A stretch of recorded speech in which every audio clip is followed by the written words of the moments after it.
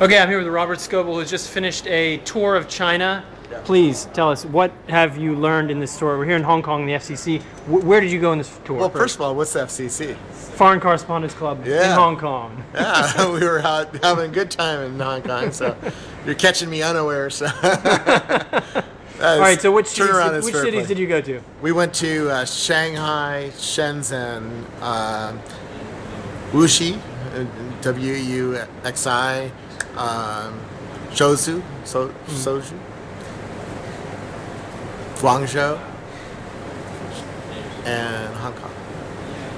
And what are three things you learned? What are some highlights? Thomas Friedman is right. It's hot, crowded, and flat here. You know, a lot of people really don't understand what. Unless you're here, you really don't have any sense of the scale of China. I mean, it makes New York look like a country town. I was in Shanghai 12 years ago, and we were up in the TV tower. The TV tower at that time was the only building on that side of the river in Shanghai. Okay, slight technical glitch. We're back again. Yeah. 12 years ago in Shanghai. Yeah, so I visited Shanghai 12 years ago, and we were in the TV tower, which was the only building on that side of the river. And now there's like, I don't know, 20 huge skyscrapers. The TV tower is dwarfed by these skyscrapers over there now. And that's just in 12 years. The whole city makeup has changed. 12 years ago, you didn't see any wealth expressed. You didn't see BMWs or Mercedes or even Buicks. Now you see, back then it was like these really crappy Chinese trucks, little tiny things. Okay, so that's pace of change. It's just total revolutionary change in terms of the outward face of the company. But even inwards, right? People back then were very hierarchical. Were very, I'm going to do what the boss man tells me to. That's my whole life. Now I'm seeing entrepreneurialism, and people want to start their own companies, and they're. Any particular examples? Yeah, there's all sorts of little tiny startups, and I mean, the guy who started SoftBank is living in Shanghai now. Why? Because he sees all this entrepreneurial activity. He wants to fund it. He wants to be part of it. And he's funding video screens in the backs of taxis, and he's funding, YouTube clones and all sorts of other stuff. I mean, that's pretty crazy. And that's the difference too. Is we're now seeing technology companies not just cloning, because that's happened, right? How many clones did you see? Oh, I saw a lot of clones, right? So there's a Facebook clone, and there's like 4 Facebook clones, and 2 YouTube clones, and 3 Twitter clones. And, I mean, there's a clone for everything, right? The clone of the clones. The clone of the clones, and that's what's really interesting, because now you got 2 Twitter clones.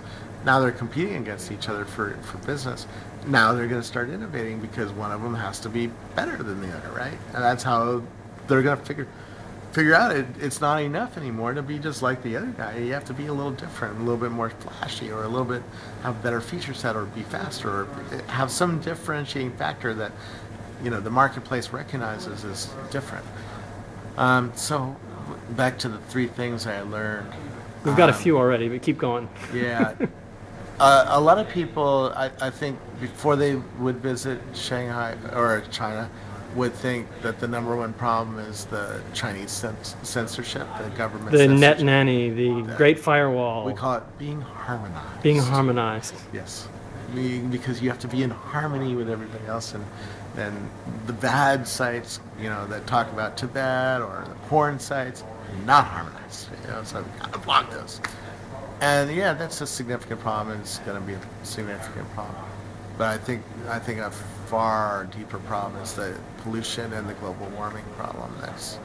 That's hitting both the U.S. and China, right? But here, I think I was talking to you at dinner. Here you see the pollution makes your eyes hurt. It makes your throat hurt. It's in your face. In the United States, I've never seen pollution the way you see it here. You see coal plants just spitting crap into the air. You don't see that in the United States, or if you do, it's in the middle of Nevada. And even then, you don't see that kind of stuff anymore. You see the rivers are dark brown. You don't see that kind of pollution in the United States. So I think that is our is humankind's number one problem to work Okay, so on. you came in thinking it was net nanny, and it turns out it's pollution, I mean, global warming.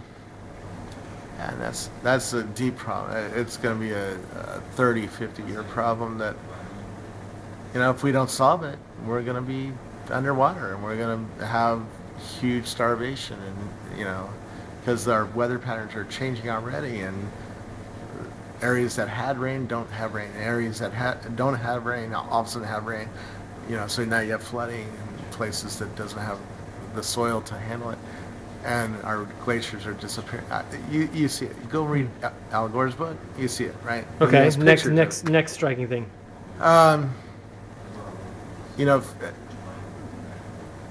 The love of American brands here is really bizarre.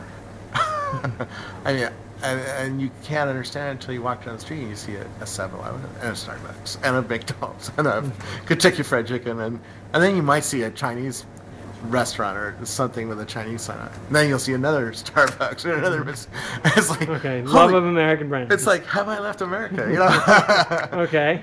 And you see Buicks, and of course you see VWs and Audis and BMWs and Mercedes, but you see Buicks and Chevys. Chevy's like, I mean, that's an American brand. It's like drive across the USA in your Chevrolet, And here we were in Shanghai, China. It's like, wait a second here, you're messing with my marketing. And that's pretty interesting. So that gives me hope that America still will have a role to play in the world economy if we can get our act together, right? At dinner, I was saying Obama really should do a moonshot, should do something grand, like, let's get rid of oil and let's get rid of coal. Give us 15 years, 30 years, whatever the time frame is.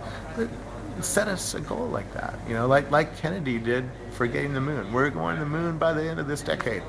We need something like that to get Americans going and also get us focused on a goal like that and make us a world leader again.